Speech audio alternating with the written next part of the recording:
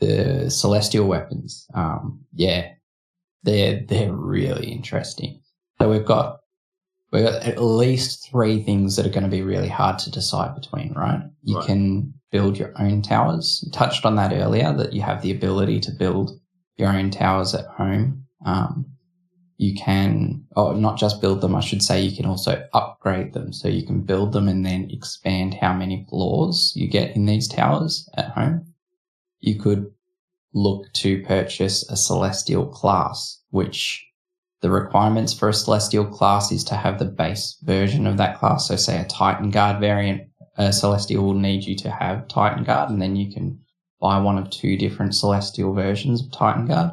Same is true for every tier 9 and tier 10 class. There's 2 of each, so that's pretty crazy. Or you could look into these celestial weapons, which have some base stats attached to them. There's 1-handers and 2-handers, and there's different weapon types so that you cover a few different proficiencies.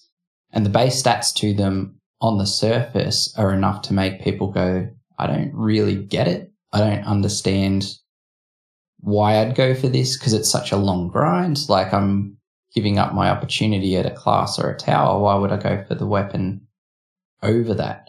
I think we might have some examples that show it off a little bit, but it all comes down to these augments that come from these Titans. So the augments... Go ahead. There's one kind of technicality which I didn't actually pick up on until recently that I was thinking about what you said. So you call these augments rather than adornments that you're putting in these weapons. Can these augments are they only able to be used in celestial weapons? Yes. So that's a good differentiation or delineation, I guess, is that the augments are for celestial weapons, and celestial weapons cannot take adornments, and the augments can't go into regularly adornable weapons. Yeah, okay, that's a good point. And you do that in the Titan Workshop building. So, yes. So what we've got here then, Dangy, we've got 3 versions of a celestial axe, which is a 1-hand warrior weapon, as people might have guessed. So you set this up, so why don't you take us through the differences here, and then, explain some of the juicy stuff as well. Because as you said, on the surface of it, if you only look at the stats, you may think, the stats are all right, I guess, on some of them, but there is something behind it. Yeah, so the augments are really, really interesting. They're juicy. There's things that have stats on them that are scalable with quality, but there's also passive abilities attached to some of these augments, which is really, really where it gets interesting. So this example here is to showcase one of the situations where, at least through the alpha process, we've seen people a little bit confused. If you see the one that's in the middle there, the Celestial Axe level 20 that's equipped, it's got 1230 attack, it's got 60 ward, and you'd go, well, I've already got an Axe of Gilgamesh that has more ward than that, and because of the adornments I put in it, it's got slightly more attack as well, and I don't really understand why I would use this weapon, because my Axe of Gilgamesh is easier to get. It doesn't interfere with my ability to purchase celestial classes and doesn't interfere with the tower purchase, so I guess I'll just use my Axe of Gilgamesh. Now we look at augments, and augments start to really change the game a little bit. So an example above it is one where there's been a little bit of a heavy lean into attack, not fully. So that's not using the best attack augments and 5 of them, but it's using augments that do have attack as a primary stat. And you can see how much the attack can change with the augments here. So we go from 1230 to over 2000, and I believe that these celestial weapons can go as high as about 2400 in the current state. So quite high attack. We're talking higher than Arisen Fae Morrigan gear, which is pretty crazy. And then you look, it's also got ward on it. It's also got mana. This weapon becomes a lot better than my Axe of Gilgamesh for attacking purposes at that point. That's a really, really juicy weapon. I'd maybe even consider this over my Arisen Fae Neiman Havoc in its current build. So that's a really good variation on that. And then you see the one below it is augmented to be a little bit more focused on ward and defense. So you'll see that it's got a defensive stat there of 411, and it's got ward of 111%. It's got minus HP. That's with one of the augments in there. But what it doesn't show on this screen here is it's also got passive abilities in those augments that regenerate ward per turn, that give you mana and health recovery on when your ward is hit. And there's, I believe, also a follower action one on that weapon too. So there's augments that tweak all sorts of things in battle. Your follower AI, there's crit effectiveness, there's a lot of the passive abilities that you can imagine with Amities, plus a couple of extras, I think, that are built into these augments. So the celestial weapons start to really stand out if you're going to invest a lot of time into building out something cool. Cool thing with it as well is it's something that could happen over time as you're beating the Titans and you're starting to get a few augments together. I mean, just looking at it on the face of it, that axe at the bottom, one-handed axe, fucking 111% ward. Yeah. That is, I don't know, no, it's fucking crazy. And then you get like a mini Gilgamesh on it as well. Ward regen, a bit of siphon ward when you get hit. He regenerates some mana.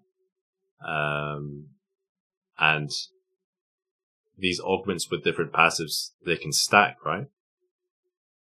Mm-hmm.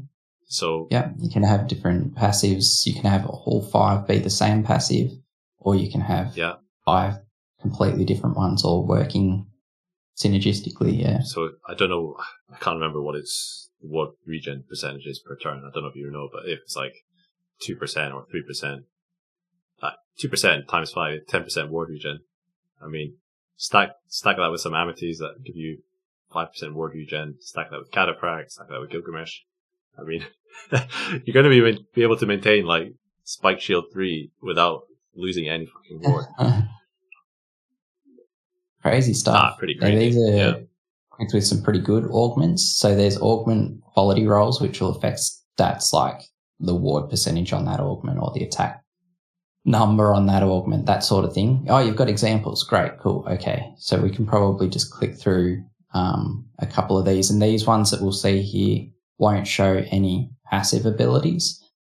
In the current state of things, augments with passive abilities, with some of the cooler passive abilities, I should say, because some of the passive ability ones do have stats on them, but some with really cool passive abilities currently don't have stats on them, but that might not be the case. In full build, we'll definitely gauge keep an eye on feedback on this, because you want to look for quality rolls as well. But yeah, like look at those numbers versus an adornment, man. I mean, 250 attack in one slot, not too shabby. 8% ward, 8% follower action rate. It's like equivalent to 4 blackened eyes with ward on it as well. Okay, there's a pretty severe sort of lowering HP and this and that. So the thing it opens up is just build diversity is going to be shoot through the fucking roof, right? And as you say, imagine so. Yeah, you could imagine so. The fact that you can use pretty much any augment together that have passive abilities, you can use the same passive ability to stack them up. You can have, and that's where the beauty of having the weapon kind of molds is, that you can kit out maybe 5 celestial axes. They're all doing something slightly bit different. So depending on the content you're playing, you can just swap them in and out and really allow you to kind of focus on whatever you want to do, and give your character some, I guess, a bit more uniqueness as well, because these are, one thing we haven't mentioned, I think, is that these towers are going to be solo play. So it's going to be on you. That's right. To get the gear. You're not going to be able to rely on anybody else. So it's going to be down to you. And you're going to kind of be, I guess, lead your own path, do what you want to do. I'm sure there'll be some meta builds come out of this, meta weapons come out of it. But you're always going to be able to kind of build another weapon and stick in whatever the hell you want. If you want negative 3,000 foresight, but you want a lot of ward. I'm looking at that ornate legs of Themis on the side there. I don't know if you can go below 0 foresight, but if you wanted to, you could.